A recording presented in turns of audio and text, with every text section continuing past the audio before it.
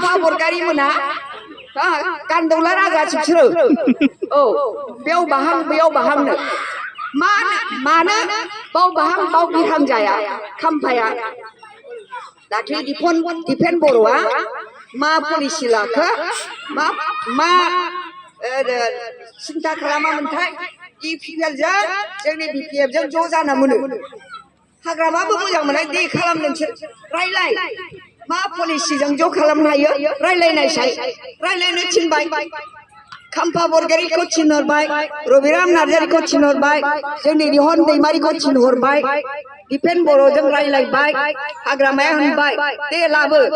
माबाखौ माने प्रमद बर'खौ लाबो आं जों ज' रायलायनो थाखाय नोंसोर बेबस्था खालाम होननानै बुंबाय आरो मा नांबावगौ खाम्फाया मा फोसावदों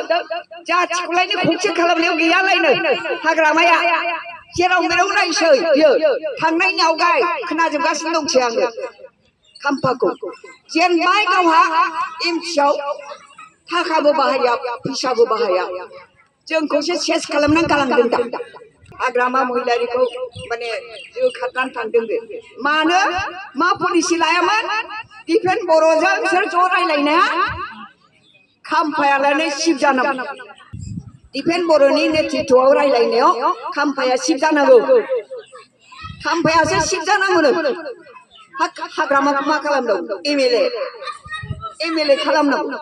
जा सृष्टि खालामदों हाग्रामा थैथां आन्दलन खालामनानै बेसेबां जेल जादों खाम्फा जादों जायाखैना खाम्फा जेल जादों बिथ' लेखासो फरायदोंमोन दिल्लीयाव जों आन्दलन खालामबा जों आन्दलन खालामबा लेखासो फरायदोंमोन एमए खालामहैदोंमोन जोंना सेंग्राफ्रा एबसुफ्रा सोरबा एमएलए एमए फरायनो थांनायखौ सोरबा साख्रि मोननायखौ कल बेक खालामजोबाखै दालाय ओइ नुगोना नुवा नोंसोर कल बेक खालामजोबदों हा कल बेक माने फैफिनो जोबदों आन्दलन ओंखारनांगौ होननानै आंनाबो बिब'नि फिसालाया इन्जिनियार जाबाय दिल्लीयाव साख्रि मोनबाय बिफायानो गिनानै लानानै फैखादों बिब'नि फिसाला बेबायदि सम थाङाखै दालाय बावबाय बै आन्दलन समखौ बावदोंसो बावाखै बे सेंग्राफ्रा नुवाखै नालाय बावनोबो हागौ बे जोंना बैसो खम आइजोफ्रा आन्दलनखौ मोनाखै नालाय बावनो हागौ बेबायदि सम थांदों दा बे हाग्रामाया उन्दैनिफ्रायनो आं बेखौ होनदोंमोन नोङो लेखाखौ फरायना लाग्रो नोंनि सेराव आं अपेननि माबाखौ नुदों होननानै बुंदोंमोन आं जेलालाय आंनो जादोंमोन ज' जादोंमोन हाग्रामा आं ओमफ्राय थजेन नार्जारि परमेश्वर ब्रह्म जों ज' जेल जादोंमोन आं एमएलए जानानै जेल जानाया सजा खोथा नामा बियो हा बबे रेकर्डआव दं